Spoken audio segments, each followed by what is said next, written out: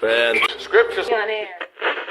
Welcome, everyone, to another episode of the FS On Air podcast. I know it's been a while. I know you've been missing us. I know you've been wondering, where'd they go? Well, as you might know, it has been quite a tumultuous past few months in this finals, all that projects that we were getting prepared for the Green Meanies, all of that. And coincidentally, that's what we're here to talk about today. The one and only Green Meanies. And I'm here with my guest host, Jork Lunkett. Yeah, I'm here. Yeah. And we have a very special guest to help us cover all of this material. How you doing, Senna? Hi, everyone. I'm doing quite well. All right, good to Thanks for have you having me. all on. Oh, yeah, of course. Good to have you anytime. Especially good to have you back. I believe the last year with us was the Garfield episode, Yes, which... that is correct. Oh, yes, we will certainly get back to that one later. To quote a great man, Xander Cage is back. Xander Cage. Wise words. Actually, wait. I think that was a woman who said that. Never mind. Yeah, that was literally the only reason I know about that is because Chef made that GIF. I do not know anything about the Xander Cage movies, and I probably never will. Samuel Jackson was in the first one. Oh, wow. Yeah, that's as much as I know. Funny aim for the bushes, man. All right, and of course, why don't you catch us up on what's been going on these last few months, Jork? Oh boy! Do I have to catch you up on something? Because despite how we weren't able to get everything out this year, we were still able to get a decent amount of projects done. Looking back, we were able to get Foes 3 done, Justice League. Now those first two, those in terms of scale, they were like the biggest things we had to get done, and we got them done in this year. So that is an achievement, certainly. Constantine's done, and it's having and we're going to talk a little more about that later, actually. Oh yeah, definitely. What else happened this year? Something the Proteus did. It's called I believe it's called Energy Guy. Oh no! That's the. Dang it, Jork! This isn't DMs. What are you doing? No, it's called Plasma Man. Okay. Oh yeah. That was his hit series. Right. It featured a very special man. I believe his name was Scott Pilgrim, the famous star maker or star forger. I don't know. I don't read this stuff. You're thinking of Scott Stone from the Star Fortress series, another series that hopefully will be continued very soon. I know Spider wants to, and of course, speaking of more FS Plus things, if I might build off of that, we of course had TMNT. That's still ongoing. I think that's been going pretty good. Mm-hmm. I believe I was on a session last time, and the funny turtle, I believe his name was Leonard, said, "Cowabunga, my brotherino." Yeah, maybe one day we will finally earn those shell puns. Yes. And we'll kick some shell. And of course, Rogue War has been ongoing. I believe that started after Constantine right. finally landed. And I mean, how could you forget Mr. Barry Allen himself? Yeah, I guys, if you don't know, I play Barry Allen. I do all his lines. That's me. Yeah. And of course, recently we had the announcement of what I will obviously assume to be yet another great movie after JLA this summer from Mr. Hydra Looney himself, Mr. Miracle. We're talking Mr. Miracle, baby. Uh-oh. Did somebody say Jake Gyllenhaal? Jake Gyllenhaal, scot-free, probably one of the best FS fan castings so far. I think that's a great one. And also shout out to that fake Greatest Showman reveal trailer at the Green Meanies. That was Free. It was called Free, I believe. Yeah, that's what it was called. A hot take here. I don't actually hate the Panic at the Disco cover of that song, and I hate all things modern Panic at the Disco with a passion. So that probably says something about my horrible taste. I'll say this. Panic at the Disco does not make it easy for me to be like, yes, I do indeed like this song. I won't hate the grind, but Brendan Urie, I'm coming to your house with a baseball bat. Just letting you know. He's coming. Mm-hmm. Oh, and I think that's everything that's been ongoing that I can think of. Technically. Oh yes, we can't forget. Of course, Jameson had another session. Yes, Jameson. I was going to mention that. And Garfield. Spider-Man as well. Yeah, happened this Supina. year. How could we forget about Big Supina, man? No, One of the best new things we've had this year. No, I all literally thanks, of star in that. course. How did I forget? All thanks to Jork as Takuya and Yeah, of all of course. our boys in the show. Fantastic cast we've had to make Fantastic that show. cast. And it's also Reality. been an excuse for me to post Common Writer gifs. Well, the whole your show discussion reality is an chat. excuse to make a Common Writer series, isn't it? Oh yeah, At the end of the definitely. day. And so of course we got a lot of great stuff coming. But speaking of, we should probably move on to our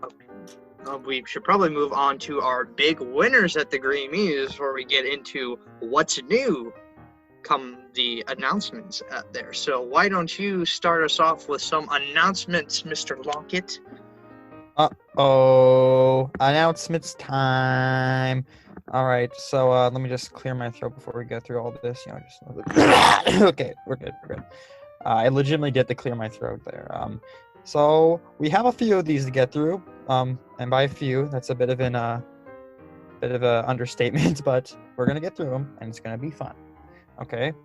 First one was Best Fan Casting, which went to Foes 3, or Foe 3S, as some like to call it. It was quite an award, I'd say, the fan casting one. It was hard for everybody to. It's always hard, especially now. I know Chucky Proyas and I were working on X-Men earlier today, and we were doing fan casts. It's always a challenge to do fan casts, I find. Sometimes you have one actor yeah. you want to use, and then the rest of the characters you can't. You have no idea, and you're searching for hours. So, yeah, especially because Foes 3 had a lot of actors. Chucky and I spent a lot of time doing that. So I'm quite happy again that our project won an award for fan cast. But everybody else, probably had a lot of the same troubles or experience, as I would say. Yeah, I know that you said Hydra Looney, he helped you and Chucky in the Yes, later that is stages. correct. Yeah, okay. He helped with a couple characters. I can't recall exactly. That's one I believe. No, I can't remember right now. I'm not going to say a random character, but yeah, he helped quite a bit, and I'm very thankful for that. Yeah, I'll say this with Chucky a and I are both project. thankful for that. Yeah, I'll say this with a project I'm already doing, and this doesn't really honestly affect the progress, because you can just write things and put in the fan cast after. I'll admit, for one of my projects, it is kind of hard for fan casts, like extremely hard. Yeah, for sure. And I'll actually use another example on the short that I've been working on. It's based on an animated style, so I thought it'd be a good idea to have voice actors for fan casts, and you wouldn't believe how challenging that is. Well, yeah, that's challenging too, because you gotta be like, okay, who fits this voice and who fits that voice? And a lot of it, this project is usually just because it's for fun. I wanted to do Japanese and English voice actors, which is what the series has. Oh, so yeah, that's even more there's challenging that. to do. So Yeah, there's that, because you listen to Japanese voice actors and you're like, okay, if I were Japanese, would this be the ideal voice? Yeah, so it's like for some characters, in certain animes, you listen to their voice and you're like, oh yeah, that that'd be a good makes fit. perfect Or even sense. actors too, because actors in Japan, they do voice acting as well. Oh yeah. It still is a bit, it's because we live in North America, Europe, so on. It's English voice actors, English actors. We know, you can think, oh, this character, this actor might be Brad Pitt, for example. Might be fit for this character. When you're looking at someone from Japan or even another country too, it's more challenging. Yeah, I will admit that, especially because even if you might find out later on, it's always a surprise. You never here's an example I thought of. Take John Goodman, for example. He's well known for a lot of live action stuff, but obviously we also know him for some of his more prolific voice acting roles. But most people probably wouldn't know those things off the top of their head unless they Googled an actor, at least over here in the West, and then they'd be like, "Oh wow, he did all these voice acting roles. No wonder that sounded so familiar." Yeah, it's the same thing. But so it's again, the point I'm just trying to make is it's a process. It's a lengthy process, and it's not as important as writing the script, but it's still important to add to that realism. So everyone works hard on it, and that's about it. I know that for anything that's although this only applies to the shorts I did, but when it's quote unquote animated, I didn't actually say, oh, who voices who. I just kind of said, yeah, just kind of imagine them in your mind. Yeah, I mean, that's how we used to do it in fanscripture in the early days. We used to in the early days, we didn't fancast weren't a heavy thing, especially for what's it called, especially for the Neo Raimi version, because most of the roles are already decided, and most of the new roles are like, oh, we need Kraven, get that guy. Yeah, that's it. Now it's more of a refined technique for these scripts, and it's expected, I would say. Yeah. But you know, things change over time, and that's just an Yeah. example of that. Yeah, I think it changed for the better, at least in terms of how the system works, because I'm glad that we at least, well, it's efficient, it's fast, and it helps keep things going as best they can when conditions are right. I agree. And also another thing is, like I said, it adds to that visualization. When working on scripts, the thing you really want is you want your audience to see exactly how you see it in your head. So having an actor or a voice actor really helps with that. Right. Oh, yeah, definitely. Helps visualize lines in your mind if you know who's speaking them, especially. Exactly. And of course, the next award is one that I'm definitely not biased, but I'm totally not biased. But I'm happy to say that best action sequence went to Johnny T. Tears' Batman Vengeance for the Ace Chemicals fight scene between Dick Grayson, Batman, and Killer Moth, of course. That was a scene that I remember doing very vividly, and I have to say that's probably one of the most fun fights I've ever done, simply because I don't often get to play many characters like Killer Moth so I was obviously grateful for that opportunity, and I obviously Flash and you, Senna, were giving their all in that scene, so I think that's really what made that scene top-notch. Yeah, it was a fantastic scene, I would say so myself, and I'm not biased either, despite playing a few characters in that script. But it was a fantastic fight scene, and Johnny did a superb job outlining it. All the actors did a great job as well, and well deserving of the award. Writing action sequences are always a lot of fun. I also say it's very I challenging remember too the- sometimes. The one I've put the most detail in was from A Fan Scripture Christmas, which is kind of the worst fact of all time, but whatever. No, I wouldn't say that at all. That's more than okay. Again, I find maybe it's just me. Sometimes writing action sequences, it's challenging because, some instances where you want to describe it and you don't want it to be redundant. This guy punches the other character, he punches back. Then what happens? You don't want to end up doing the same thing over and over again. So it's always good to have that because we're just a couple of normal guys writing these scripts. We're not action coordinators and all this. So it's, again, I always find it a bit of a challenge, like anything. So I agree. It's great if anything, to have that. Especially when you're like trying to imagine it when you're trying to have readers imagine what it's like in their mind, action sequences can be kind of hard because it's hard to know, okay, well, how fast paced does it need to be? How much detail should I put into their combat style, or what moves they're pulling off? How short should it be? Should I have how much dialogue needs to break up the fight? It's really a hard balance to make. So anyone who can do it as well as some of our best films have done it, that's commendable for sure. I would agree. And why don't you tell us what won best soundtrack, Senna? Well, no bias here. I think that's going to be a common phrase throughout the night. Those 3 won best soundtrack. Very humbling to have received that award.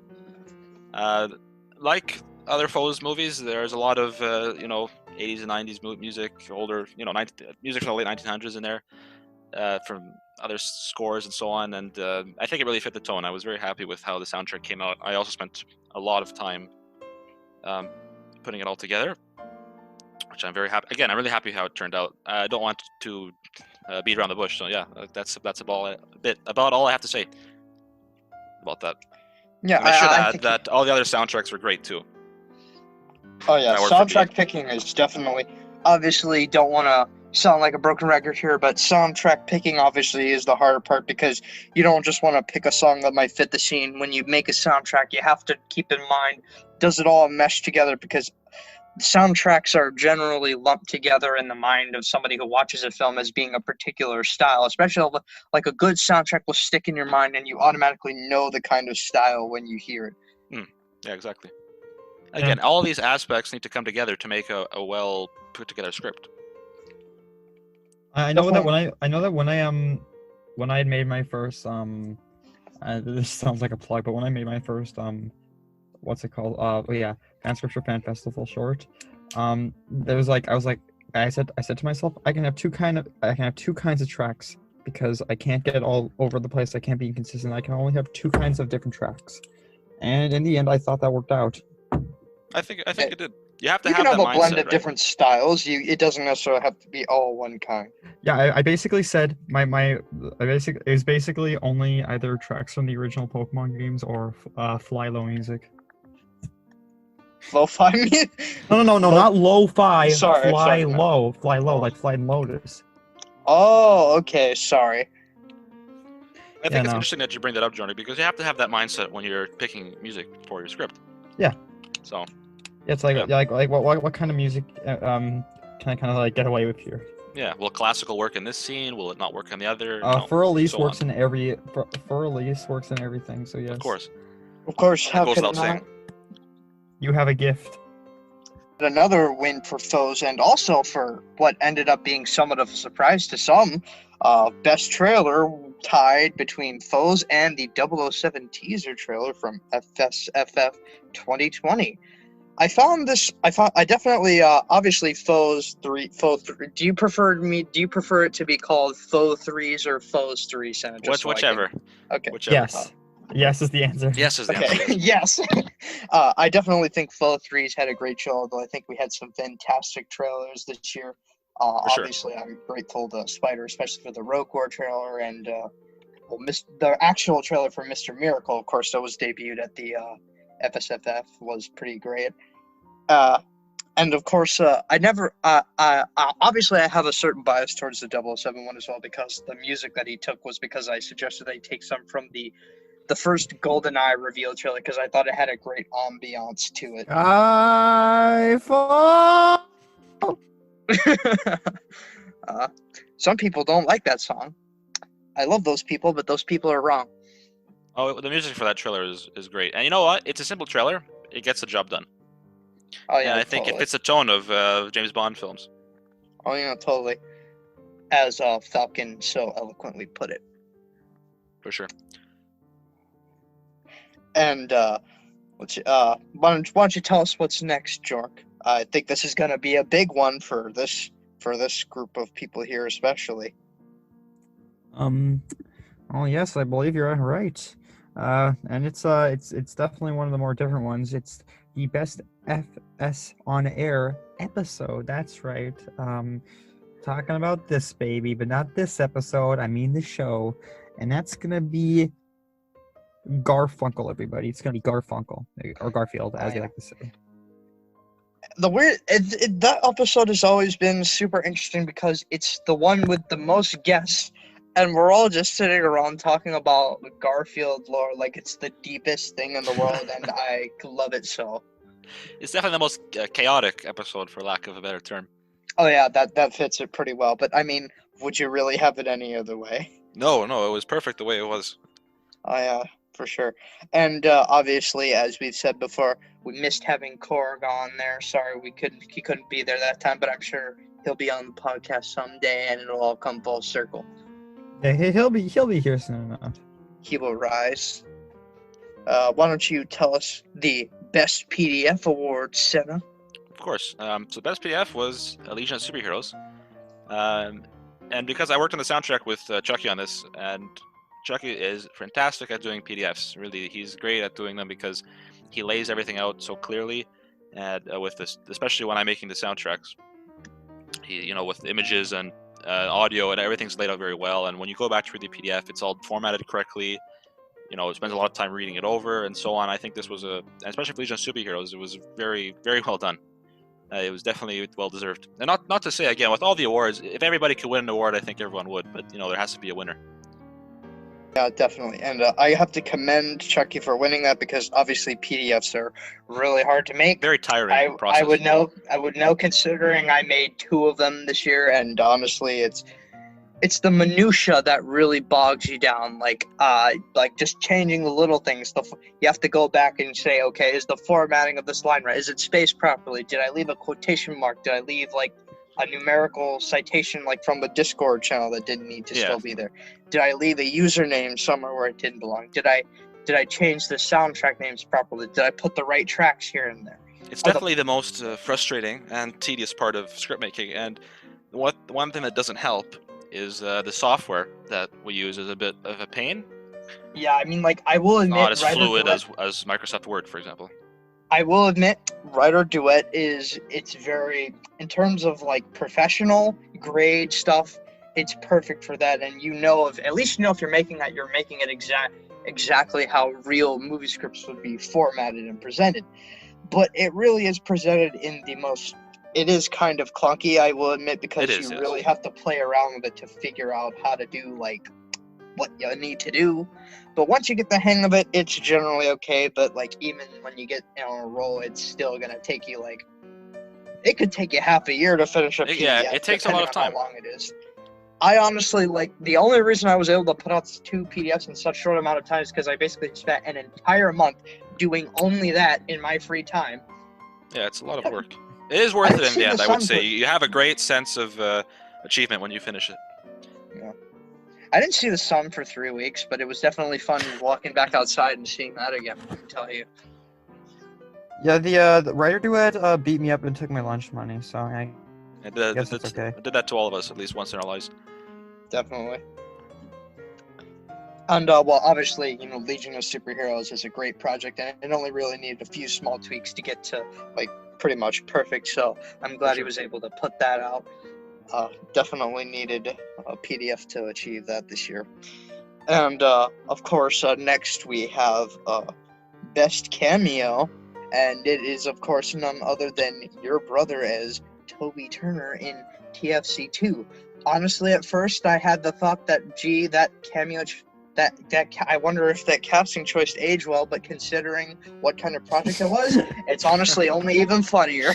I don't know. I don't know why you're asking why to age well. You're acting like anything controversial Toby Turner is like new, but not. He's been controversial for a while, actually. Okay, well, I will admit it's nothing new, and I'm not talking trash about any of his cameo because his cameo is really funny, and he absolutely deserved this award. But in all honesty, I kind of forgot he existed until like last year. I thought he just like dropped off the face of the planet or something, but I didn't know about the other allegations before he became like a COVID-19 denying super duper Trump supporter or whatever. Your brother was really funny in that role, and honestly, as he always is. TFC 2 Harry Goes to Siberia is probably, I would honestly call that one of the most refreshing projects of the year because it's out there, it's wacky, it's insane, and it's unapologetic, and that's why I love it. It's meant to be funny too, meant to make you smile. So, and it definitely did make me smile. And of course, to the next one. Very similar to some stuff we did at the FSFF, but we will discuss that all once we finished the awards, of course. Why don't you tell us about the next one, Jordan? Okay, next was the best monster of the week, and you know what? These monsters of the week, they really do suck because they're mean to Takuya and they like to beat up people for their lunch money. Just like this duet scripted to me, but whatever. This was actually a 3-way tie, surprisingly, and it was between Scorpion, Gibbon, and Morbius, the Furlese man himself. Oh yeah, definitely all great monsters of the week. I especially loved writing some of those episodes too. Like, I loved writing the Scorpion episode for the emotional punch, Gibbon for, well, Monkey, and Morbius because, well, Morbius. I mean, self-explanatory. But let's go over a few things else. We had Mac playing Scorpion, we had Johnny playing Gibbon, and we had Jeddah playing Morbius. They all did so well. Fantastic job for everyone. Very well. They did a great job. One thing I love about the results of this award. Sorry to cut you off, Johnny, but the results of this award is, I say, everyone did such a great job with the Monster of the Week that everyone deserved an award, and well, almost everyone got an award this time around. So it's great to see that. I love seeing people get that sense of accomplishment for their roles, and this is a good example of that. All the monsters were I 100% agree. All the monsters were very well decided too, for like who to use in episodes. Yeah, we especially an example with Johnny, is the character Gibbon was voiced by a character from Kamen Rider, one of his favorite series, and he knew how to play the character. Was one of characters he's fond of. So perfect casting there, and no doubt it came out fantastic. Especially because we rewrote Gibbon especially to be at least somewhat similar to, I think we also had the same voice actor for him as we had the same voice actor. His favorite character from Kamen Rider Denna, who I must admit is very, very, very lovable guy. For sure. You love Momotaros. We as my sister would say, we love to see it. Ryotaros is the one everyone hates, right? I think he's like everyone's least favorite, but like I don't hate him. He's fine. He's fine. Oh, You know, fair he's like if you put a picture up before them and said one's gotta go, I'd be hesitant still. Well, but every crew has got to have that one guy that everyone tolerates the existence of. Ryutaros is still funny because he shoots stuff.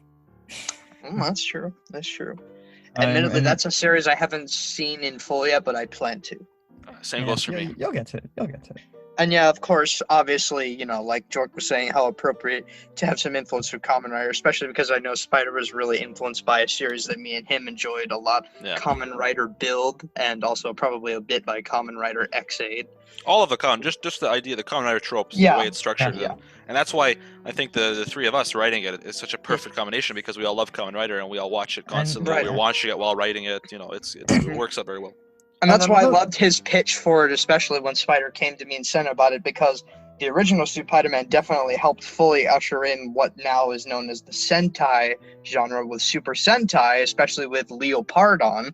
And now all the Super Sentai shows use mechs, and this is Yeah, basically, very much Leopardon is based the on a ver- different kind of tokusatsu show. To put it simply, Leopardon is the reason everyone has Power Rangers. Okay, it's that simple. And you know what? Going back a little about this. I actually watched a decent amount of Spider-Man before this stuff even happened, and that's a part of what helped me for auditioning, and that's another part of why I want to do this so much because Spider-Man's really good. Stan Lee, when he was around, he even gave it his blessings.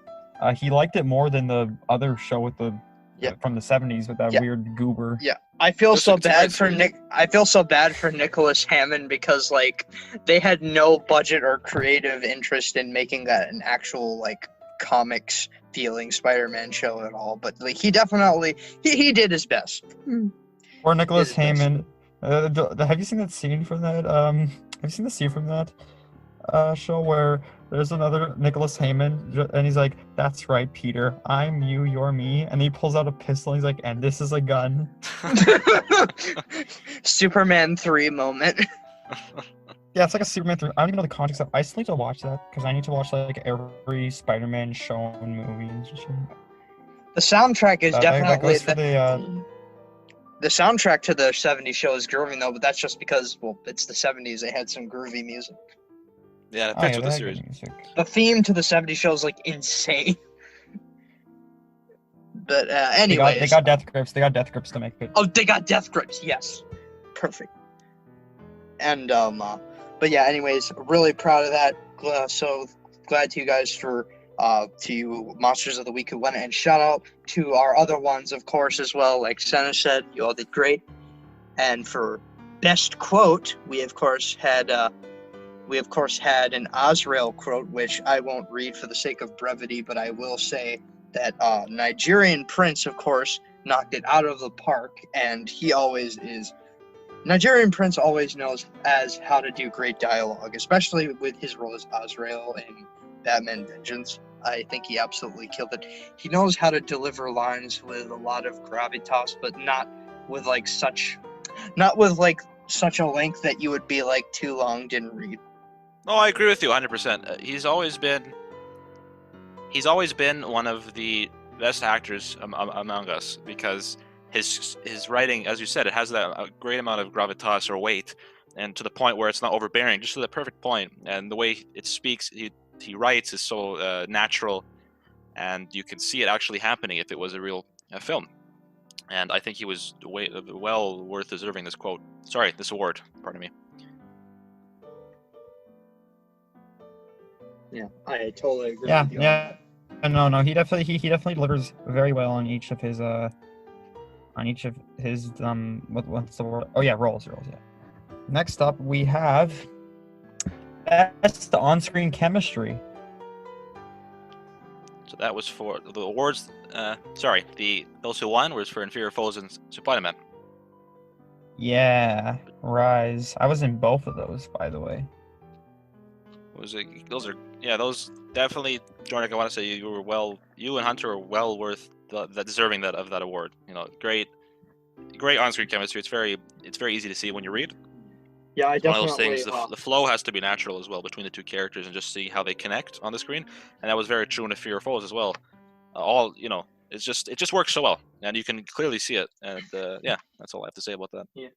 I Yeah, will second his. It definitely helps that the actor we chose for Craven really fit with some of the other Hunter characters. So I'm like, yeah, this works perfectly.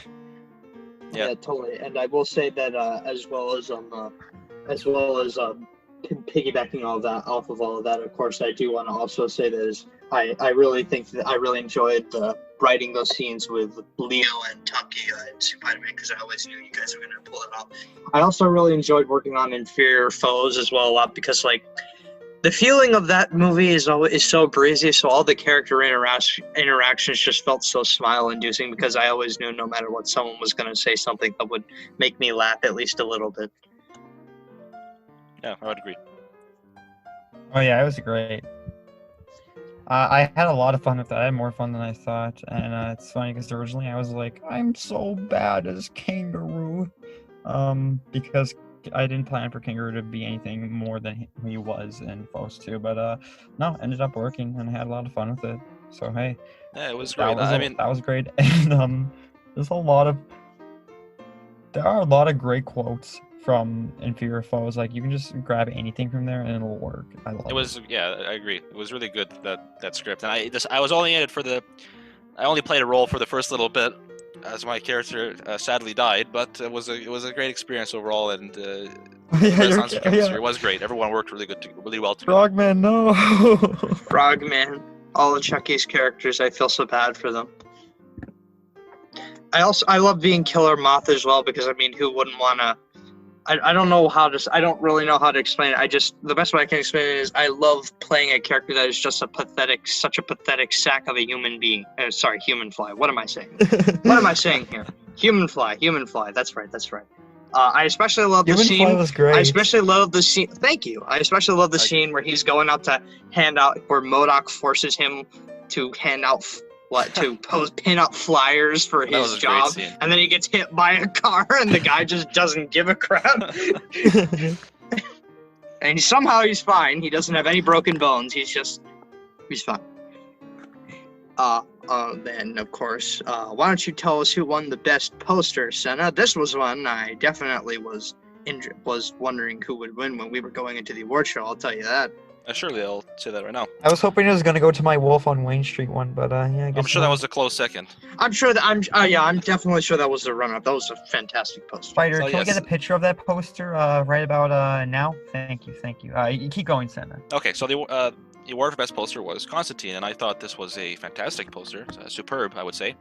The colors were great, the way everything was put up, it was very good stylistically, and it was just really good overall. You know, there's not much to say other than that, and every poster was great, really. There was a lot of posters too. You know, all projects come with one nowadays, kind of a standard as well. And yeah, Constantine was a great poster. I think it deserved the award. Oh yeah, fantastic poster. Definitely think that was definitely represented what the project was going for pretty well. Had the atmosphere, had the mood, and the logos were just pretty great in general. Yeah, I agree. Simple but effective. For sure. Yeah. And then of course because we couldn't ignore all those posters made for that one project this year, best Foes 3 poster. And got like a lot of posters. Oh yeah, this one had so many posters. I don't know what happened, but just during production we just accumulated all these posters. Must have been more than 10. If you were to ask me right now how many posters there were, I'd be like, I don't even know. They made so much. I don't even know, and I'm the co-creator of the project. So what does that tell you? I'll say right now, I was surprised the Metal Gear one didn't win, because the whole thing has a lot of allegories and references to the Metal Gear Solid series, and I honestly expected the custom Metal Gear Solid poster that Chucky made for the first one, not the one that I believe he made later out of Metal Gear Solid 5: The Phantom Pain, which is an entry that I do not believe he enjoys. But I honestly expected that one to be the one that won. But of course, we all know now the winner was Long Live the Spectacular Foes, a delightfully sketched poster, I believe, by Mr. Dane Hunt that features cutesy little drawings of all our lovable foes characters. And William Afton.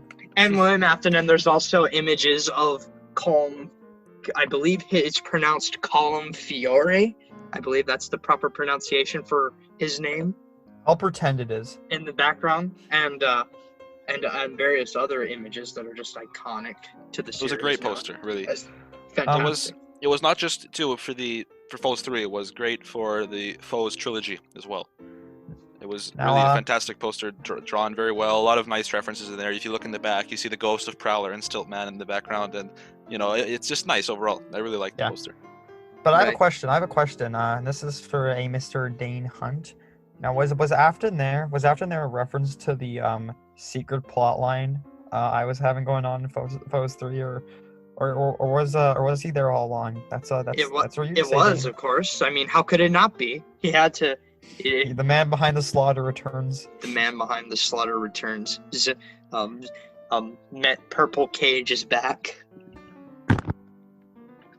Xander Cage is back. Oh yeah, and that reminds me, you know what else is back? Yo, it's me, Tupac, here to tell you best December cast was Foes 3.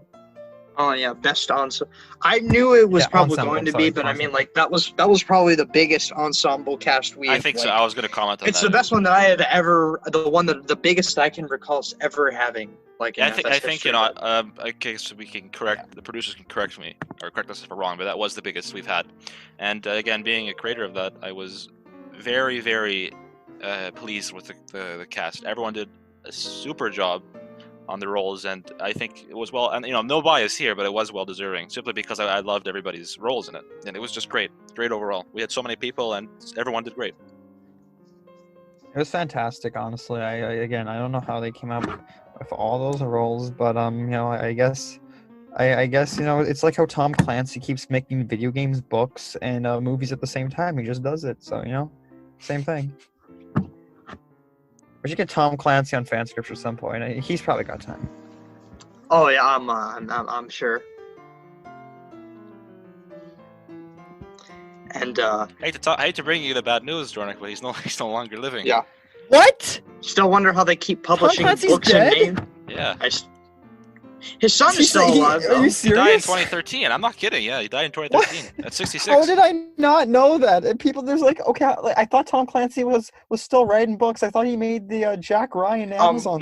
They even when he was alive, they just took his name and used it.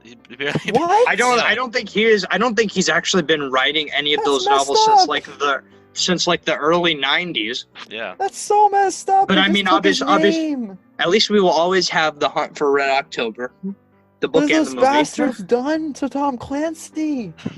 They made Rainbow taken Six him. Siege. Oh, I actually like that. Oh yeah, he made. He's also responsible for The Division. That's the thing. Okay, so I'm just gonna while I process that tragedy. Senna or Proteus, can you tell me what our best TV show was? Sure, I can do that. So the best TV show for this year was Spider-Man. Definitely enjoyed working on that, of course. Yeah, one of the best frankly, one of the best things I've participated in Fanscripts for writing. I really had a good time writing that. I'm very thankful that everybody voted for Spider-Man for this award. Proteus and I have worked very hard on this. And no doubt, again, as I've previously said, our amazing cast definitely helped with that. And I'm very thankful for that. Yeah. I really do think it's been a lot of fun, especially since I don't do as common roles as I usually do, or more so as I would like to.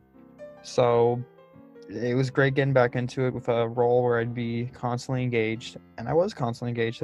Like every episode I had fun with. Even if some episodes were better than others, I had fun with each of them in a way. And I could definitely see that too when you were writing and acting. Yeah, It was great to see that. It's always great when someone's having fun with a role. It's usually when I play a role, I always want to have passion for it, because if I don't have passion for it, I won't enjoy myself and I won't produce good work. And it was very obvious with you and everybody else in the cast that they were having fun. Which Yeah, is great. I really want to say, Drunk, that I really commend you because, like, I know you were nominated for one. I believe you were nominated for Best Actor for your performance as Taki, and I have to say, well-earned nomination because you did fantastic, especially in your interactions with all the other characters. Could not have asked for a better Takuya Yamashiro. You really channeled the balance between the incarnation of the original character and some of the new elements that we added to this version of Takia that were more banjo-like, I guess, considering that we literally cast banjo. You had that banjo A and B energy. Bitches like that. Hell no. Hell Yeah, no. no, I have a lot of love for the character of Taka Yamashiro. He's got a lot of differences from Peter Parker, but I love him just the same. And I want to agree, make yeah. sure I could channel that love in the performance while also making sure it was my own thing. I think you achieved that very well. You Please definitely tell me, did. okay, but at least tell me that Takia's actor is still alive. I'm gonna cry if he's not. I think he is. I believe he is. Okay, that's good. I will check. I'm pretty sure he is. Hopefully he will cameo in another Kamen Rider show because a lot of times they come back like Grease from Build. He was originally in Kiva way back. Yeah. Oh yeah. He that's something. I feel like Taki's actor may have been in something Kamen Rider. I probably saw it on the WEC at some point, but I can't. Well, he was in remember a. confirm. There was a picture with him in V3. It was in a magazine. Oh yeah. But the sadly, picture- I really wish they did some sort of crossover. They always do crossovers with other tokusatsu shows. They just at that time, it would have had a V3 and Spider-Man crossover. It's a shame that never happened. Would have been. I guess fun. it just was. I guess to be fair, the genre was obviously it was still already there. I mean, Ultraman was already a thing, but I would argue that even with that, the genre was very much still being formed by things like Kamen Rider and Ultraman and Spider-Man, of course, really arguably kickstarting a big part of that. Yeah, Yeah, now Tokusatsu is in full swing, and you can't really stop it. No, for sure. Of course, Toei doesn't love their Western customers because they still misspell the most basic words in their subtitles. But hey, we'll always have the subgroups to thank for that. Hanshin, you've ever seen Hanshin. Hanshin. If you've My ever seen favorite typo is Hanshin. if you've ever That's my seen favorite typo. if you've ever had a properly English subtitled version of a Kamen Rider episode and it was new, you better thank Gem Corp because they're doing some great work out there. Oh yeah. Please For watch sure, Gamcorp. Also, Hanshin. Hashtag Hanshin, everybody. Hanshin. Just to talk about what before, the actor for Spider-Man, he's Takuya, he's still alive. He's about 65 years old now. Okay, Yeah, cool. that's good. Just wanted to check, or else I probably would have just ended the episode right now. He really did live to a ripe old age. I hope he continues living long. Like, He's gonna be in like the Logan-esque movie for Spider-Man. It's called Takia. Old man Takia. Old Man Takia.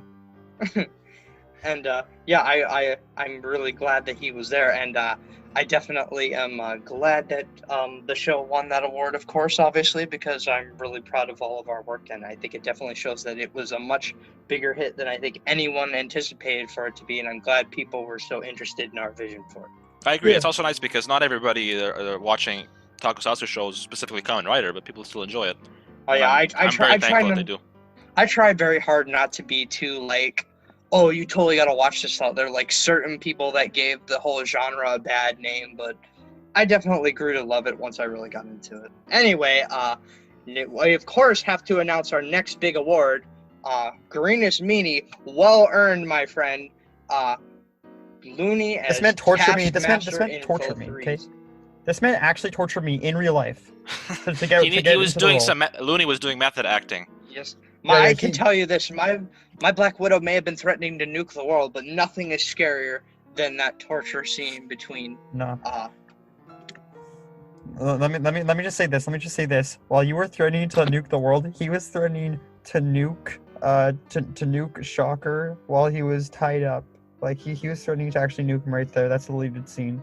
at least Shocker got to tell, at least Shocker would have the last laugh because then he'd have to tell the whole world that he scratched his balls. What else?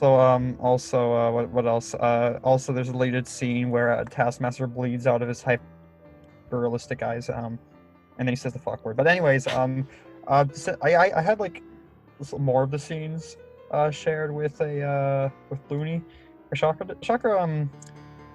Shocker was mostly torture for the film. Not saying that's a bad thing. I'm just Oh no, you did No, great, no. man. It ju- You did it's great, just- and I it- want to say Looney did a it's just, fantastic job as Taskmaster yeah. as well. Oh, There was a of good course, of Oh, yeah. course. always in great. films and with scripts, you have a dynamic between the hero and the villain, and in that scene, well, scenes rather, it was perfect, really, and I'm very happy with how it turned out. And Looney more deserves that award. Yeah, and that's what I wanted to say is that like being able to do that with him, I was like, okay, yeah, he's really good at this. Yeah, Yeah, I'm very happy. I mean, Like, I saw he's- from his audition too. Chucky and I knew that he was going to be perfect for Taskmaster. I know he's that just I know that I way didn't actually get to interact with him very much on screen, but I was really I felt proud to work alongside him because he's really, really talented, and I enjoy seeing him do what he does. I would agree. So I guess moving on the topic of that, we have Best Supporting Actor, which is none other than Mr. Lonkit as Shocker. Again, I would very well earned. Very well congratulate you earned. for that. Very well earned role. Wouldn't have it any other way, Yay. Jarek. That's what I have to say. Especially writing the first film or script rather. yeah. I Let me could tell not you- have had it any other way.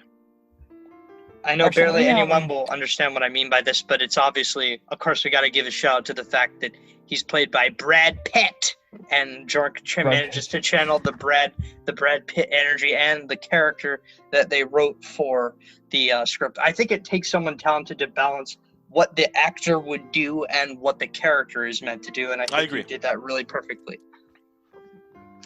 And I actually want to go a bit back with this because let's go back to when I was first Shocker in SM4, but but a little after that, we were doing the original foes, and Senna he was like, all right, so we're all gonna write the origins for our own guys, and I thought that was really interesting. We have not done stuff like that in like other No, scripts. you know As what? far as- Yeah, we haven't. As far done as that. I know, that is the first and only time. We might see more of it in the future, but it was really fun to do that, and we were actually able to build off of that later on into Foes 3, and that was fun too because it was like, oh yeah, we're going back and stuff.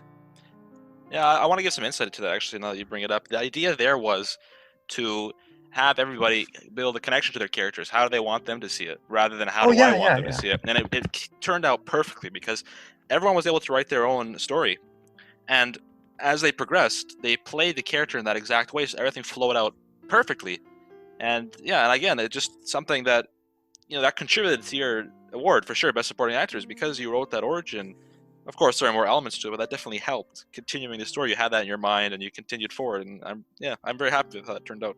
Yeah, I'm extremely happy with how all of the origins turned out. I could not be any more thankful for that. Yeah, you all did really well, and I'm really proud of you for winning that award, Jork. You totally deserved it. After all, your Shocker is probably one of the most iconic in the Array Universe characters, and one of the most iconic FS characters in general, no doubt. For sure. I am glad I could have helped.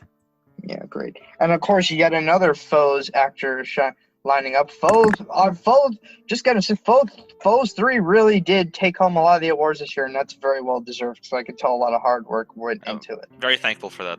And of course, Oh next yeah, up yeah. There's a lot of work. we have Dane Hunt as the Rhino.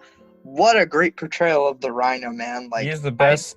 I he's think- deserved he deserved that best actor. I think he was absolutely deserving of this because, like, I will say that before the Neo Universe, I never would have expected the Rhino to actually be presented as a human character with really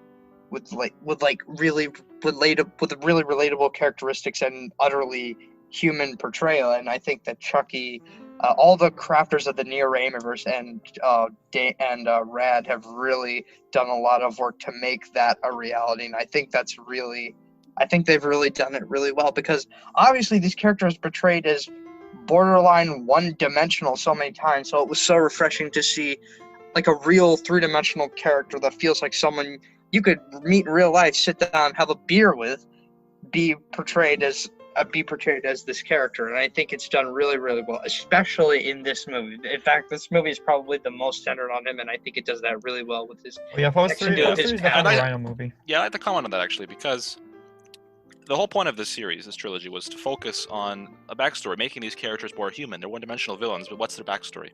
The first movie was focused on the whole group, and Prowler, Mysterio, and Stiltman died. So the second movie, I didn't have much. I wasn't writing it, but I had some bit of influence in it. It was the focus was Yeah, going to you be on did. Shocker. Then, so we thought, Chucky and I thought the third movie there should be a focus on Rhino, which is Yeah. why it feels like a Rhino movie, as you said. And Usually Rad, a Rhino movie, like in concept, that'd be boring, but here it Yeah. works. and I'm very happy it worked out. And Rad did the best job as Rhino. Could not have anybody else for that role, and I think he deserves the best actor role, and especially because he had more screen time than any other film in this particular script.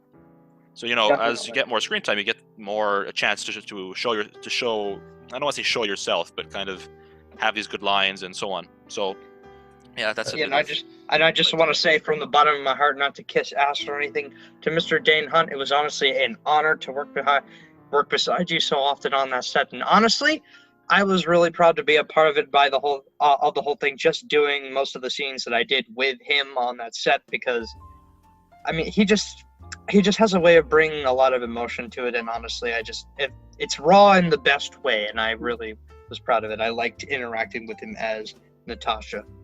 To quote Eminem, he was not afraid to take a stand. Good quote. Wise Good words. To all the Eminem fan out there. We are all united under one flag. One flag. Remember, the Diesel Nation is united under one flag. And then, of course, next we have Best Directing Duo or Trio, which was another tie. Not a surprise at this point. I think this was the third tie. I believe it was the third tie. Yes. Yeah, the third tie for Chucky and Senna from Those Three, and Chucky, Looney, and Spider from Jameson. I'm glad Jameson got some recognition here with that one, because I know that it has been one of the longest ongoing projects in FS history, but I just have to say that we've borderline said everything we can say about Those Three, but obviously, again, really well done. The directors, Chucky and Senna, really put a lot of love and passion for the characters and the world into it, and I appreciate that, of course, just being a part of it and watching it. But with Jameson, I just gotta say, I love the way that it really does feel like a 70s crime thriller, and I love how much attention is put into preserving the feeling of the era and films of that era. It doesn't feel like a product of today, and that's in the best way. Yeah, I agree with that. I think it's perfect the way it's done. And no doubt, Chucky, Looney, and Spider have done a fantastic job with the series. And the nice thing about having 3 directors, 3 writers is that we've had some experience with this, Proteus and I, is that you have more, more. You can have your ideas. You go, I can't write this scene, for instance, and you get one of the other 2 writers. They may have some insight. Yeah, I can write in that scene. So it's a better process too. It's a back and forth. Yeah, and the nice thing too is with Jameson, it's a bit more leeway just because it's a show rather than a project. There's no real deadline for it. The nice thing is because you have 3 directors. If say you're, let's say Spider wanted to direct one Saturday, it's just I can't direct anymore. Well, just get one of the other 2, and usually they're free. So it's nice because you can really always count on the other directors, more often than not, to direct a session, if that makes sense. So it's a nice process to have 3 directors as kind of a fallback, if that makes sense. I totally agree. And I'm glad that it got some rep here, and obviously they're doing a great job. They all love what they do, and it's evident in their work. I can't wait for the next episode of Jameson, obviously, because I know that's probably coming real soon.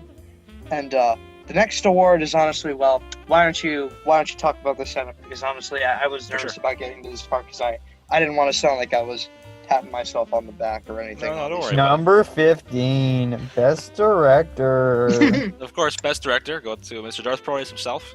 Well-deserved award, I'd have to say. Couldn't have Proteus on here tonight. Sadly, we couldn't have Proteus on here tonight, so we'll have to thank him another time. Shame. But shame again, in all seriousness, Proteus, you deserve this award. You did such a great job directing with all the projects you've done so far. You've done quite a lot of projects. It was Frankly, your year. it was your year. You've done a lot of projects this year, and all of them are great. I'm flattered that you. Great. I'm really flattered that you think that, and honestly, guys, I will admit I was shaking when that was announced because I didn't expect to win anything that night simply because there was a lot of talent on display this year, and I think all the other directors would have been just as deserving as we were up there. Spider and Jedu, obviously, very talented people, and everyone that was nominated, obviously, very talented people, and I was very flattered to be a part of it because obviously I don't hold myself in higher regard than any other director. I'll just say that I was proud that you guys think that that I'm good at what I do, and I'll just say I'll just keep doing what works in that regard because I enjoy what I do and I'm happy to direct, and I'm glad that you guys think that I do it well. That's good to hear. Yeah. Again, you deserved it, For sure. and hope you know that. Thank you. All I right, so really I guess appreciate it. Moving on, we have Best Ongoing Project, which goes on to 3. It's another three-way tie, fourth one of the award night. So Rogue War, Flash Rogue War, I should add, directed by Proteus. You have Jameson and Spider-Man. It's great projects. Of course, the shows have a bit more leeway in terms of this award since they're always ongoing. Yeah. But it's good to see Rogue War actually getting awarded because that's a fantastic project for us. I will admit I didn't expect that either, simply because it started so late in the year. Even though I was so excited to start it. I'm glad that everyone likes where it's going so far. I know that sometimes it can be a bit slow going. It's probably the largest project that I've written to date, but it's mainly just because I wanted to. Obviously, I know BTR was fairly light in terms of the size of projects, but I hope the length is justified in the long run because I really wanted to focus on the character and the relationship between Wally West and his friend Hunter Zolomon, and I hope that in the end people will see that. But I'm glad that they like where it's going so far, and obviously I think Jameson and Spider-Man. No bias on the last one either, of course, but I think those two really deserved it, and I'm glad that Jameson, of course, continues to get a lot of love from the community. I'm sure, I know we all love it as much as I'm sure Chucky and Looney and Spider love to write it. Yeah, you could tell through the writing. Everyone loves it. I could say for myself, whenever I play Joan on that, or now, a new character, it's a lot of fun, and because it's a unique project. It's a unique project in that sense where it's the first show, and again, like you said, it feels like it's that 70s style. So it's always great for that, and I'm very happy it won an award, and I also want to say I'm very thankful that Spider-Man won another award. Anything you'd like to add, Jornik, before we move on? Anything I'd like to add? Oh yeah. I'm gonna say Stan Japanese Menken probably. Wait. I'm gonna announce this next one. I got this okay. one. You got this. Go ahead. The best pre-written project. I'm actually not sure how many we had these year. I forgot. But we had a handful actually, more than we've ever had, I would say. I think we had at least 4, if not 5. Yeah, but usually we would have 0 actually. This is the first year I think we've had. But you know what? Project. But you know what? It went to our friend Proteus for Sensational Spider-Man Redemption. I will honestly Return of the Sith. Right. I'm honestly really happy that you guys like that movie as much as did, because I will say the process of making that was honestly, it was probably even harder than making this. It was one of the hardest things I've ever done because, I have to look at the broken mess of a TV show left by a director who was not only a bad person, but had incompetent ideas, and some of the ideas he wanted to do were. I'm just glad that next episode never ended up releasing, because it basically took away a lot of what ended up being the cliffhanger ending ended up giving to the plot. And I'm glad that we left it up where it did, because it gave me. I have to credit again Chucky and Looney for the main idea, even though the channel where they stated these things is long deleted by now, and a lot of that was reshuffled into other discussion channels. They were the ones who initially said, "No, okay, well, what if theoretically he just stayed there for like years and years? I mean, that could be something." And I didn't say it publicly at the time, but I thought, you know what? It's a damn good idea. I'm going to work off of that. I think it was great. I'm very happy you worked with it. Sorry to cut you off. It's you know what it kind of reminds me of? What? The something we've long been waiting for. I'm talking about Breaking Bad Season 6 Prison Arc, ladies and gentlemen. Coming to FS soon. Yeah, I will admit I haven't I haven't seen it because it's a series that I haven't been able to get into yet, although it's one that I have on my list. Consider this to be like, well, I assume it's the definitive ending, although Jark, because he's a fan of it, can correct me if I'm wrong. Consider Sensational Redemption to be like the end of Evangelion of this series. I love End of meant to be- Evangelion. It's meant to be like the most beautiful send-off for all these characters as I could possibly. Oh yeah. Yeah, I was gonna actually comment on that. Some of my spoilers though. End of Evangelion is a very interesting send off for characters, but I do think the analogy does work since like both are like the movie conclusions to their Shows. Yes. TV shows. Yeah. And I So think yeah, Bruce, it basically is End of Evangelion. it was very good, and I'm very happy you got, as the title says, to redeem this project. And Yeah. it's very obvious you put a lot of work, time, work. Although this. there's, I was able to read a couple. I was very fortunate for you to come to me and ask for some read over for the script, and I was very happy to see that you were doing it. And when I read it, it was great. I was very excited to see the finished product, and no doubt it won best pre-written project. Well-deserved award again. Thank you, and I appreciate that very much. I tried my best to work with the original cast because I know even they were fed up with some of Rad with 2 R's, not the Rad we all love and know, who has helped us so much. And was Mr. the host Dane of- Hunt. Yes, not that Rad, the bad Rad, the one who drinks sewer water apparently. But anyway, I'm just happy that I was able to make good of that, and I will say that I want to give a shout out to the other one that was in the one. I want to give a shout out to the other pre-writtens that were done this year, because obviously pre-writtens they're hard to do. So of course I got to give a shout out to Spider for Starforger and Ponan, your brother, for TFC2 Harry Osborne Goes to Siberia, because those were both really great stuff as well, and I think those are just as deserving as I was to win this one. But I'm very glad that I won this one, because this was probably the closest. It's probably the most passion projecty thing I've ever done, and it's really close to my heart, and I'm glad you guys really like it. That's good. So I guess someone else want to announce this next award? I don't want to sound like I'm gloating.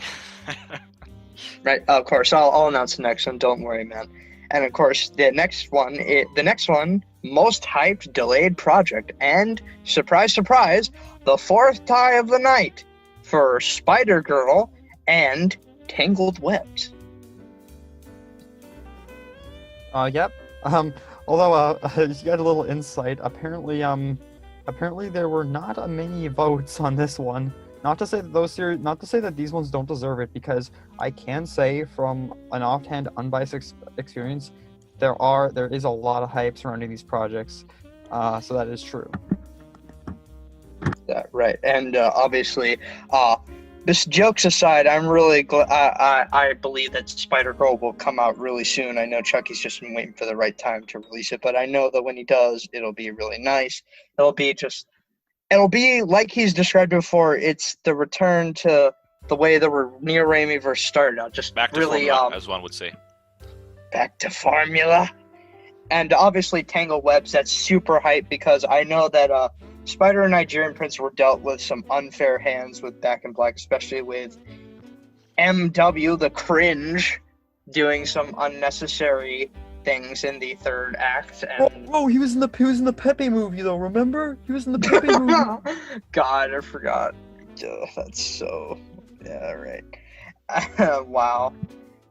But yeah, nonetheless, And, I'm excited to see those projects come out, and I know that they're going to be fantastic.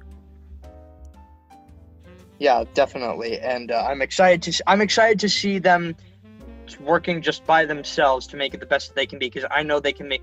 Their original goal of Back in Black was to make something really unique from any other Spider-Man thing, and I know that Tangled Webs, I mean, even from the logo alone, I can tell they're bringing a whole new style and feel to it, even from Back in Black, and I can't wait to see it. All right, and Best let's see, emote. Drunk, I believe it's your turn to announce our next one. Yes. Best emote. Emotes. You love to see them, you hate to see them. In this one, we got a very special note. I'm talking about Mikey Creepy, ladies and gentlemen. Michelangelo, in this interpretation, being played by a Mr. Michael Rosenbaum. I just can't. I can't imagine what possessed. I think it was Boss Logic actually. What possessed him to like morph human faces into this template? I just don't know what was like. Hey, you know what I'm gonna do today? I'm gonna try and morph human faces into this turtle face template and like remove their noses, and it's just the most cursed thing ever. It's horrid. They're coming for you. Like I really hope that someday, like, Michael Rosenbaum will do an Inside of You episode where someone brings us up and he has to witness this horrific image. Now, you know what's gonna happen? You know what's gonna happen, Proteus? When you're gonna be sleeping on Christmas Eve night, all snuggled into your bed, you're gonna you're gonna feel some breathing, and then you're gonna look over in the four Instagram team and T-Rose. You're all gonna be there looking at you. Senna's not coming to town that night. Oh no, they captured Senna. Senna can Definitely. confirm. Damn, I can bro. confirm, yes. Somebody's gotta say yes. it. This was a very honestly. I think any of these emotes would work, but Mikey Yeah, any Creepy, of them really. Mikey Creepy's great. I think I what love sells it. I love it. It's Well, What some- sells it's it is something that it's else. supposed to be Michael Rosenbaum. What sells it is that it's Yeah, supposed to be that- Michael Rosenbaum. It's That's horrifying. the You know, best it's part. horrifying when you think about that because I still can't look at this image and realize that it's Michael Rosenbaum. Even right I now, I'm mean- looking at it and I You're can't. like, I have to keep telling myself that that's supposed to be Michael Rosenbaum, but I can't. I just see I see nothing. I feel nothing looking at this. So going, and then of course we have the category the Green Meanies could not live without. Best Brendan cameo. This actually was a pretty interesting one because I didn't expect to see his cameo in Rogue War up there because, at least in terms of Brendan cameos, the most notable thing is the fact that I threw in a reference to the amazing episode of Mystery Diners where the Iraqi food cart is stealing food from the restaurant next door. But I do appreciate him being willing to do that cameo for the movie. His And cameos are always obviously fun. of course he had that his cameos are always really funny. That's where his reputation as the screaming extra came from, especially from American Alien where he played Car Guy. Yeah. He has a name, we just didn't know it when we made the emote, I guess. Well, it's more And, iconic to say car guy, I think. Yeah, it's more iconic to say Car Guy.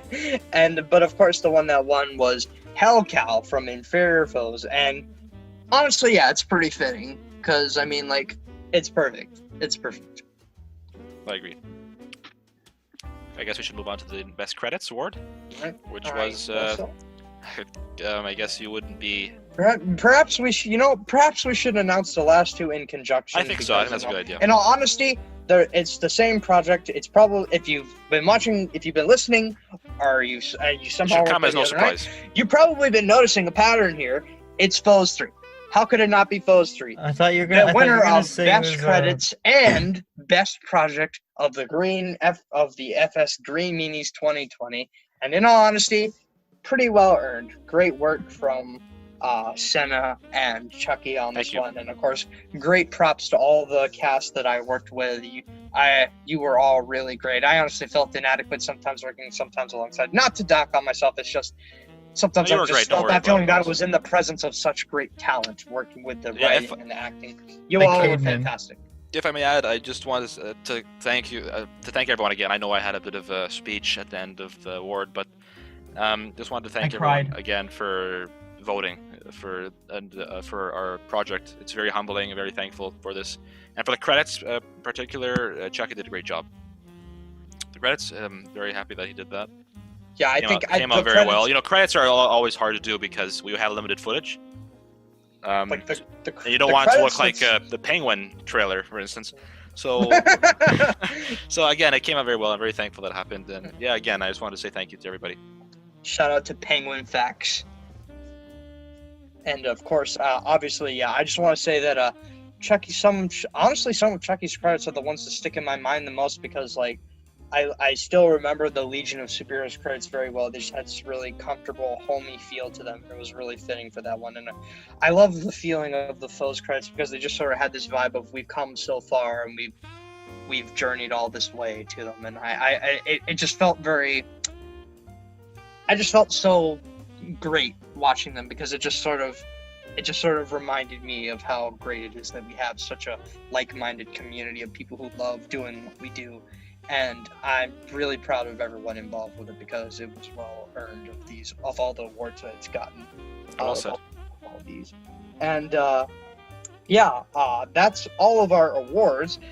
We spent a lot of time talking about that, but obviously well earned. So, Senna, if you don't mind, why don't we get into some of the new stuff that was announced? So let's start in chronological order. We have for Marvel fans, I'm sure, a couple new projects for the MFSU. We have Iron Fist by Proteus. We have Doctor Strange from Mac and Iron Man, Korg. I'm looking forward to all those projects. They're going to be very interesting. Perhaps, Proteus, is there anything you can tell us about Iron Fist without spoiling too much? Oh yeah, first of all, I will say that I think that you guys, before I talk about that, let me just throw a quick shout out to Doctor Strange and the Curse of the Pink Panther. I think you guys will legitimately be surprised by that. I found the things Mac wanted to do with it very interesting, and I think you will as well. So, can't wait to see what he brings to that. And I'll just say a quick thing about Iron Fist. I think the just so you know right up the bat what I'm trying to do different here.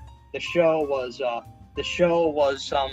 more of a soap opera, if anything, simply because of the low budget and the fact that nobody on the Marvel TV division, when that first came out, really cared about it at all.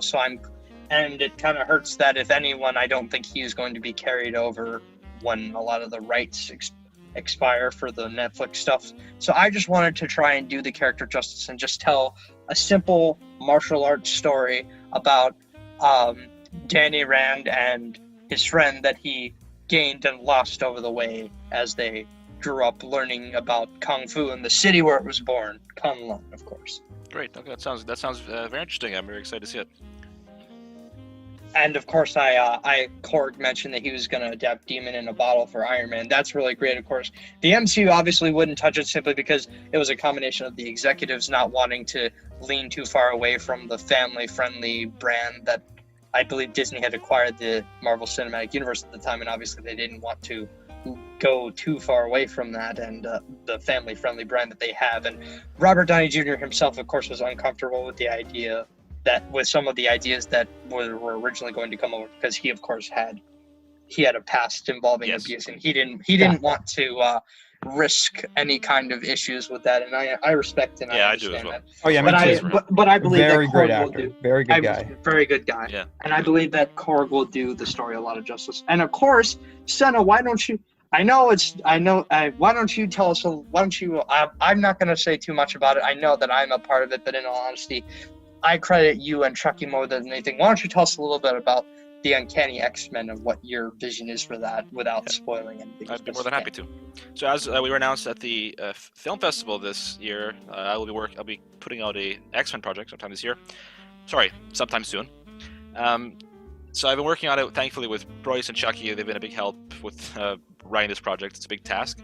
And the X-Men have been a big passion of mine. They're my first comics I've ever read. They're still my favorite Marvel characters and so on, and the idea here is to do an origin story justice, and origin story with bits from the comics, and also a spin on its own, if that makes sense. The X-Men movies are good, but they're not great, and the idea here is to show my passion as well. I love doing that with my projects, and I think everyone's really going to like this project. I think it's going to be a bit longer than the average product, but we'll have to see. And again, it's going to have a lot of team building, I guess, as the X-Men usually will. It's going to have a good story. It's going to be fun, filled with action, emotion, all the cheesy things you can think of for a script. And that's about it. I'm looking forward to finishing it and having everyone see it. Okay, but now I'm gonna have to corner you two with my two pistols, like the ones Two-Face has in Arkham City. This Spider-Man, Spider-Man movie. What are you gonna say about that? Can you say anything about that? Oh, you can't say much. To tell you the truth, but it's gonna be something. I think everyone's gonna like it. I'm definitely looking forward to working on it. I guess Proteus, you could say something about it too, if you'd like. Oh yeah, I definitely think that I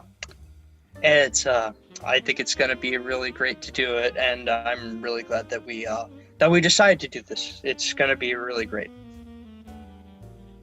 And, well, with that, I guess we can move over to DC.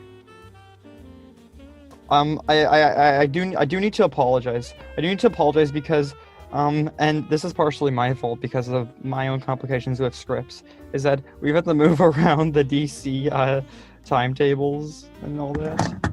It's been been a little bit crazy, but Mr. Miracle. And another one too. We Martian have Manhunter? Hellblazer. That I remember too. Yes, Hellblazer. Was it Martian Manhunter announced already? I can't recall. Yeah, so a lot of that was already announced the previous year at the 2019 Green Meanies, including Batman Reloaded, Man of Tomorrow, the Batman. I promise you guys, those are still coming. I just wanted to. We just had a lot of complications this year, and I wanted to focus on getting Rogue Lord finished. But the main new thing for DCFS, of course, is Hellblazer. Ruslu ended up deciding not to make a sequel movie to Heaven is a Place on Earth, but rather to go in a slightly different direction with the character of John Constantine and make a series attempting to adapt a more long-running comic arc from the iconic Hellblazer series, fittingly titled Hellblazer. And I believe he did mention a little bit about what he wanted to go into it. I think he said something about vampires when he was on the stage. Yeah. If I'm not mistaken. Morbius? Sadly, DC Morbius is a Marvel character, but perhaps there is a DC version of him we just don't know about. We'll find I'd out. like to add on to that because I've been very fortunate to see a bit of the first episode, and Ruse sent it to me for feedback, and it looks great.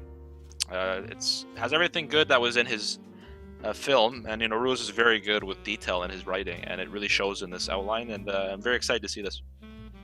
So Yeah, let's see really. what he brings.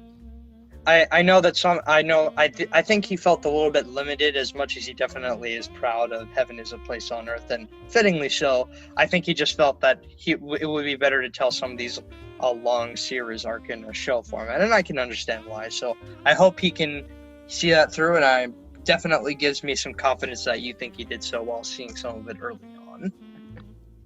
And then, of course, for next we got Fan Scripture Plus. I'll just say this, so I'll say this up front. Obviously, Xander Cage is back. Yes, Xander Cage 3, Return of Xander Cage again. And obviously, Star Fortress Season 2 is still ongoing. Can't wait to see the next episode of that. And but of course, the first new thing we had announced was, admittedly, I don't know how to say the name in its entirety, so why don't you just Save tell us line, a little Senna. bit. Save So line. it's going to be the project I'll be putting out is called Space Destroyer Shimakaze 2199. So I want to give a bit of insight into this, something I didn't actually say in the awards. This was initially going to be a project I was going to do as a short for the film festival, but unfortunately I didn't have the time to write it because of school at the time. So I was just going to put the idea aside, but I think it was Chucky actually. I was talking to him one night, and I had the idea to make it as a full series of full script, pre-written. It's not going to be the length of a short, but it's not going to be the length of a full script. And as I said in the words, it's based on my favorite piece of media of all time, Space Battleship Yamato 2199, and it's a prequel story. So in this show, you have the UN, actually. The UN has a space fleet to protect Earth. And there are many different ships there. So I thought I would just pick one ship from there and write my own story because they didn't have any crew or anything. So I had some freedom there. And that's where I got that's what I love about there. that's what I love about these kind of projects where you know something exists, but not a lot's been established about, so you can have freedom there. Yeah, that's what I was happy about this too, is because I had freedom to write, all within keeping the context of the universe. And one thing that I really want to stress with this is that for this series, it's actually a reboot series of a classic 70s anime. And the music for this series is very crucial to having the emotion and the scene play on. So I was very careful in picking the music. It's all from the original soundtrack. I didn't take anything outside of the series just because it fits so well. So I really hope that reflects when I write. And it's completely done. I'll just say that here. So I'm very excited to see it, to have people see it soon, because I've been working on it for many months. And I'm very proud of it. This might be some of my best work yet. Just very, very excited to show everybody about this. And hopefully this will get people drawn into the series, because if they like what they see here, I think the writing is close enough to the actual show, so perhaps they'll be able to see it.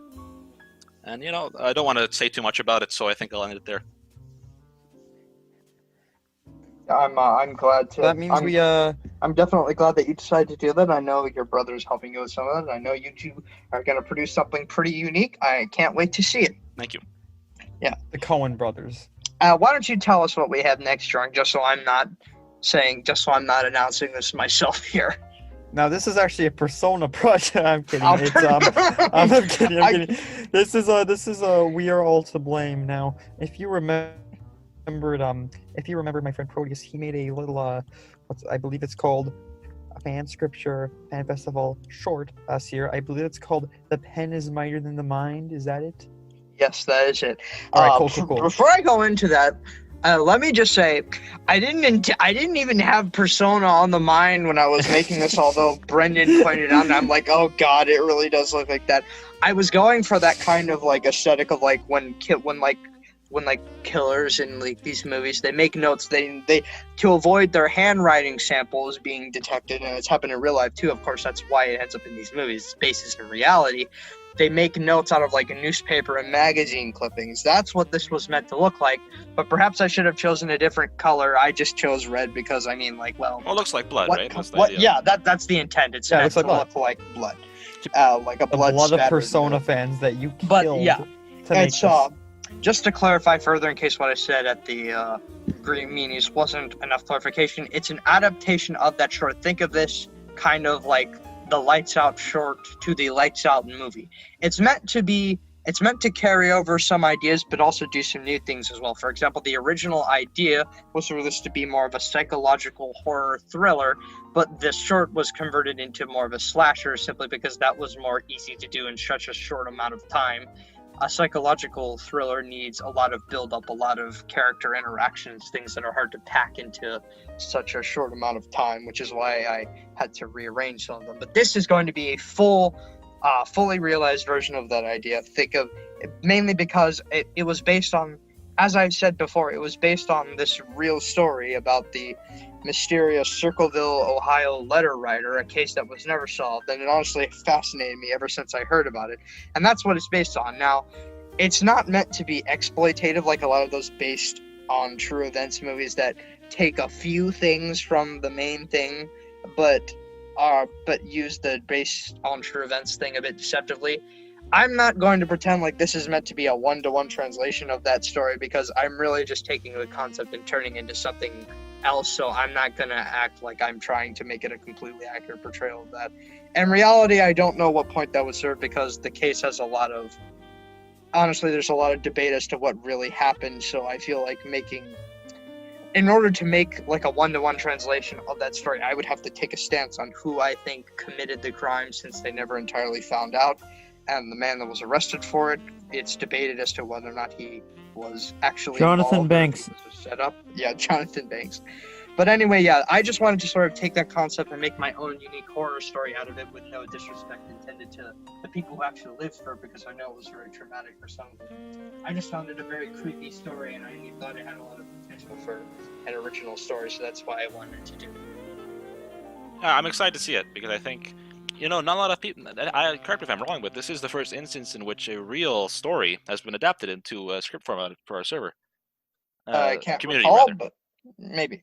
Yeah, so it's going to be interesting to see, especially because your short was great, and it's nice to expand on it too. I think it's going to, because again, one thing that I have with my Shimakaze script is I'm not limited by the time of the time frame of the film festival, which is the same thing with your script now, is you now can make it as long as you want, because we're not limited by that time. So I think it's going to be great to see Proteus, and I'm quite excited to see it. Thank you, I appreciate it. I know you'll do the story justice. Thank you very much. I know you will. Thank you. After that, we had a announcement for 3. Yeah, that's right. 3 more projects. I believe the first one we had was Bruce Lou hitting us with another interesting new series. I believe it was a series. Was it a series or was it a movie? I believe he said Series. He said series. It's a series, yes. It's going to be a series. A show. Right, a show called Fast Times in LA. I believe this is meant to be like, he described it as a mashup of a lot of different things. I believe Jordan could probably explain it a little better than I could, but it definitely sounds exciting. Actually- Yeah, he mentioned a lot of different inspirations, but the ones that stuck out the most to me were Pulp Fiction and Hotline Miami. Something I've taken an interest in this year. The latter, that is. I've actually, again, he's sent me a couple of his work for this, for some feedback, and it looks great as well. I know. I just what I said about Hellblazer is the detail. The detail really adds to this, and it's an original project too, so it's really nice to see. And it deals with, I guess it deals with heavy themes, right? Drug abuse, things like that, which is the setting, and again, it's based kind of Hotline Miami. You can definitely see it in there. Yeah, people dying. That's a heavy theme, People I dying, guess. that's always a heavy theme, but it's gonna be really interesting to see, and I really liked what I saw. And I know he's gonna put out a good project for everybody, so I'm looking forward to that for sure. It definitely seems like there's going to be a little something for everyone here. There's action, there's some horror, there's IGN man some... over here. Yeah, I'm also... Oh my god. Yeah, I just realized how cliche that sounded, but yeah, it really does seem like it's gonna have a lot of great stuff in it. And obviously we had some stuff that wasn't some other stuff that was already announced in the FSFF up there. But I believe the next new... Why don't you tell us what the next new thing that we had that was announced, Senna? The next thing we had announced was the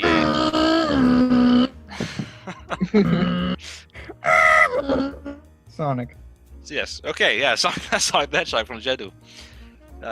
Thank you for that introduction, George. So this is going to be a quite interesting thing to see from Jedu. Again, I don't know, I'm sure everybody's aware, video game adaptions in modern media, or TV shows, films, suck, to be frank. They're not very good. But I know that Jedu has a good passion for Sonic. It's very evident when you talk to him about it, and he's going to produce something good. I think it's going to be great. And I'm very excited to see. Especially now we have these video game projects. Jornik is doing a couple Nintendo things. Feels like we're in the 80s and 90s again as a console war. So one reason I'm excited is because I'm doing video game stuff, and this really shouldn't come as a surprise to anybody if they hear me talk, but I do want to keep continuing that, and to see someone else do this, it's very exciting. Yeah, it's nice to see. It's very nice. It's very nice to see. Besides, it's not every day you see someone so passionate about characters like this, and I look forward to both Super Mario and Sonic the Hedgehog, especially because I know, like you said, Senna Jedu has a really great passion for the character, and he's had his ups and downs over the years, but I obviously still see a lot of potential in the character, and I like a lot of his games for as many of them. Obviously jokes on the gaming community, but I just think it's great that we not only have two video game projects that are being made, but two that are essentially meant to be opposing rivals. Mascots of two companies that were at each other's throats when they were a big, you'd be going on with your Sonic or Mario team pin on, everybody around be talking about their favorite consoles, the bit wars. Sega does what Nintendo does, as they used to say. 64 bits, 32 bits, 16 bits. So there's a lot of that. Yeah. There's a lot of that back then, but now it's a little tamer. Now it's just which company sucks less. Well, we have a lot of games on the same console. Sorry, same games on different consoles, so it doesn't really matter. Sonic's in a lot of Nintendo stuff now. So which is really that's ironic. kind of where we're at now. It's ironic. Yeah, Sonic's been a conflicted subject matter, despite the fact that he's had so much potential. But I'm pretty sure Joe's gonna know what to do with it, especially since he's read the Archie comics and he's watched the shows. I think. And of course he's played the game stuff. He likes the characters. He has a lot of passion for it. Yeah. So I'm looking forward to that. Yeah, I'll just say this right now, especially because I know one rookie mistake that he wouldn't make, that the official makers of the official people who make Sonic games keep making.